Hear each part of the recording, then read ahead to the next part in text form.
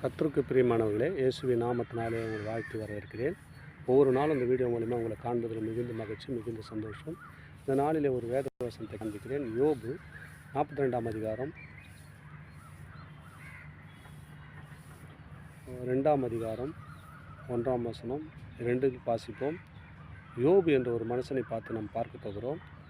யோபு கர்த்தருக்கு பிரதியுத்தமாக, தேவரீர் சகலத்தையும் செய்ய வல்லவர், நீ செய்ய நினைத்தது தடைப்படாது என்பதை அறிந்திருக்கிறேன்.